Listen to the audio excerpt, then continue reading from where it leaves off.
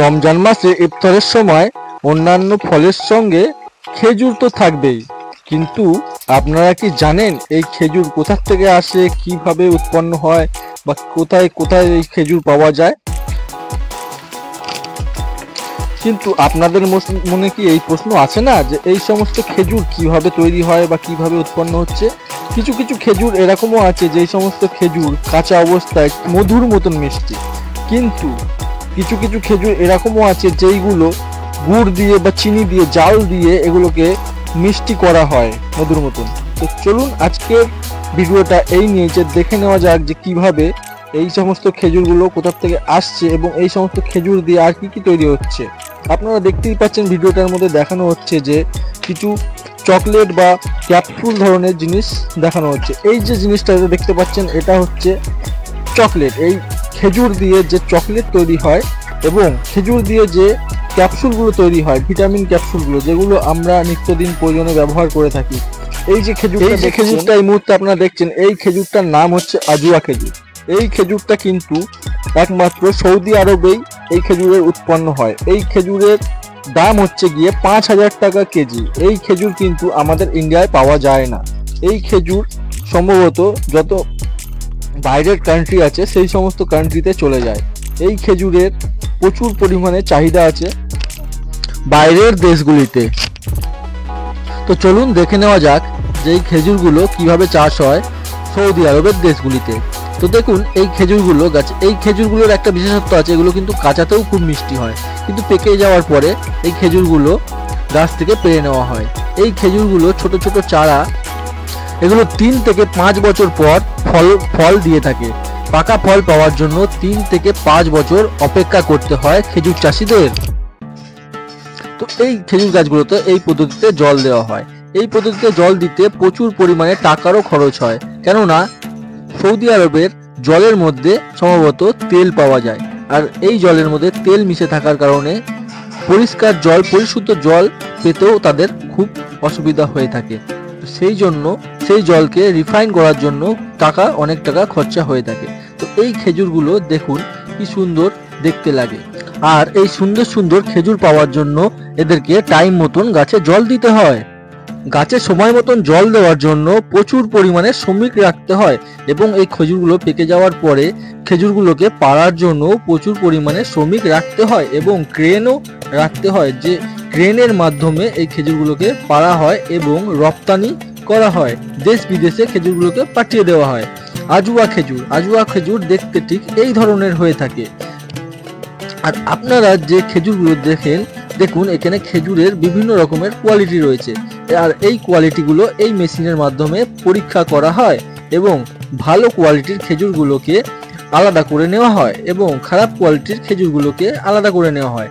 সেই হিসাবে আমাদের দেশে যে খেজুরগুলো আসে সেগুলো খুব ভালো কোয়ালিটির খেজুর থাকে না, ওগুলো একটু কম কোয়ালিটির খেজুর থাকে। আমাদের দেশে যে খেজুরগুলো পাওয়া যায় সেই খেজুরগুলো 500 টাকা কেজি দর থেকে 1000 টাকা কেজি দরের মধ্যে পাওয়া যায়, কিন্তু সৌদি আরবের যে আজুয়া খেজুর থাকে সেই খেজুরের দাম 5000 টাকা কিলো অবধি হতে পারে।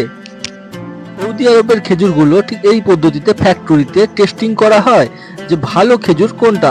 ভালো খেজুরগুলো তারা মেশিনের মাধ্যমে আলাদা করে নেয় এবং খারাপ খেজুরগুলোকে বাতিল করে দেওয়া হয়, আর খারাপ খেজুরগুলোই আমাদের দেশে এগুলো রপ্তানি হয়ে থাকে কম দামে, আর সেইগুলোই আমরা কিনে খেয়ে থাকি। সম্ভবত এই ধরনের প্যাকেটগুলো দেখতে পাচ্ছেন, এগুলো একদম দামি কোয়ালিটির 1 নম্বর প্রোডাক্ট। এই প্রোডাক্টগুলোই বিদেশে চলে যায়।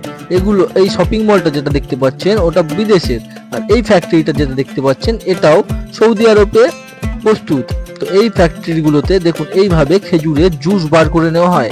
খেজুরের জুস বার করে এগুলোকে, এবং এই জুসগুলো দিয়ে এই ধরনের মেডিসিন তৈরি করা হয়।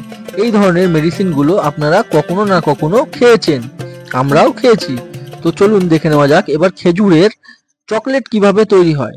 বিদেশে পাঠিয়ে দেওয়া খেজুরগুলো ওরা চকলেট তৈরি করে বাচ্চাদের জন্য। যেসব বাচ্চারা শুধু খেজুর খেতে ভালোবাসে না তারা চকলেটের মাধ্যমে খেজুরগুলো খেয়ে থাকে।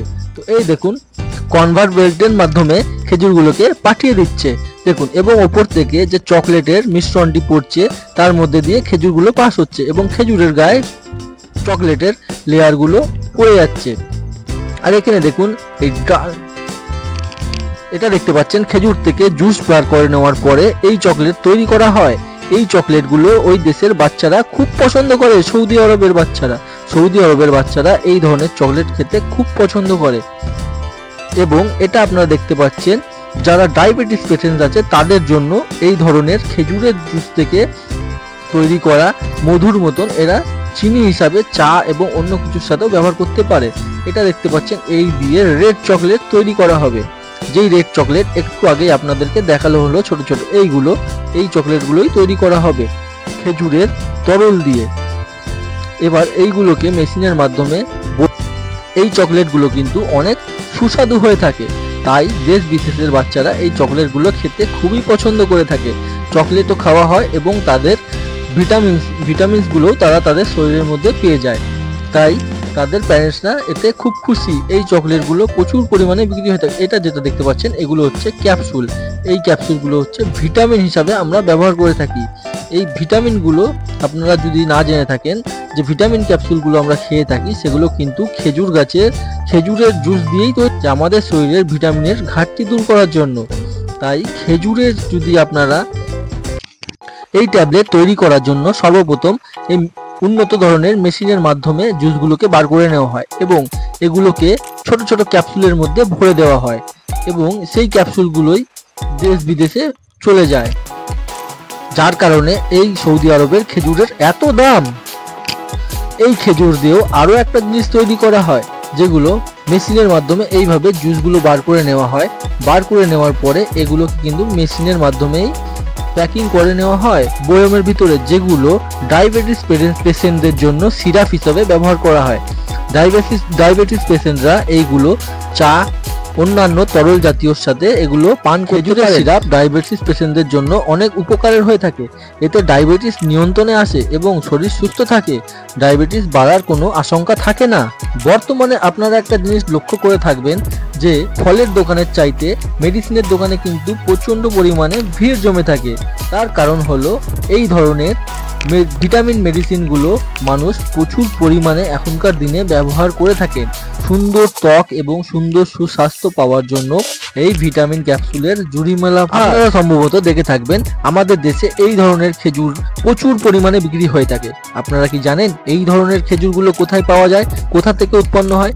সম্ভবত এইগুলো ভারতের রাজস্থানে উৎপন্ন হয়ে থাকে, কারণ রাজস্থান হলো মিশরীয় এলাকা, সেই কারণেই এখানে খেজুর চাষ হয়ে থাকে। কিন্তু আজুয়া খেজুর কিন্তু ভারতের রাজস্থানে হয় না, ওটা একমাত্র সৌদি আরবেই পাওয়া যায়। সেই জন্য এই রাজস্থানের খেজুরগুলোকে কি করে, এরা কাঁচা অবস্থায় পেরে নেওয়া হয়। কাঁচা অবস্থায় পেরে নিয়ে তারপরে ওগুলোকে আপনারা যদি এই যে কাঁচা খেজুরগুলোকে দেখতে পাচ্ছেন, এই কাঁচা খেজুরগুলোকে এইভাবে ঝেড়ে নেওয়া হয়। এইভাবে ঝেড়ে নেওয়ার পরে খেজুরগুলোকে আলাদা করে নেওয়া হয়। আলাদা করার পরে এইভাবে জাল দেওয়া হয় চিনির সিরাপের মধ্যে। এইভাবে জাল দিয়ে খেজুরগুলোকে এইভাবে শুকানো হয়। শুকানোর পরে আপনারা দেখতে পাচ্ছেন খেজুরগুলো লাল হয়ে গেছে। তারপরে এগুলোকে আবার চিনির সিরাপের মধ্যে ফেলে এইভাবে খেজুরগুলো তৈরি করে নেওয়া হয় এবং এই খেজুরগুলো আপনারা 100 থেকে 200 টাকা কিলো দরে ভারত এবং বাংলাদেশের মার্কেটে পেয়ে যাবেন। এইগুলোতে দেখতে পাচ্ছেন মাছি কিভাবে ভনভন করছে। সম্ভবত সাধারণ গাছ পাকা খেজুরে কখনোই মাছি বসে না। আর এই খেজুরগুলোকে আপনারা দেখতে পাচ্ছেন এগুলো চিনির সিরাপ দিয়ে ফোটানোর কারণে এই খেজুরগুলোর মধ্যে প্রচুর পরিমাণে মাছি ভনভন করে। এই খেজুরগুলো দেখতে পাচ্ছেন কিভাবে এইভাবে চিনি দিয়ে ফুটিয়ে জাগ দিয়ে এই খেজুরগুলো তৈরি করা হয়। এই যদি খেজুরগুলো আপনারা খেয়ে থাকেন, এগুলো কিন্তু শরীরের জন্য খুব একটা লাভজনক নয়। এই খেজুরগুলো খেয়ে আমাদের শরীরে কোনো রকম উপকার হয় না। এই খেজুরগুলো খাওয়ার ফলে আমাদের শরীরে ক্ষতি হয়ে থাকে। তাই আপনারা যদি পারেন তো বাজার থেকে সম্ভবত আজোয়া খেজুর বা ভালো খেজুর কিনে খাওয়ার চেষ্টা করুন। ওই ধরনের মাছি ভনভন করা খেজুর কখনোই কিনে খাবেন না।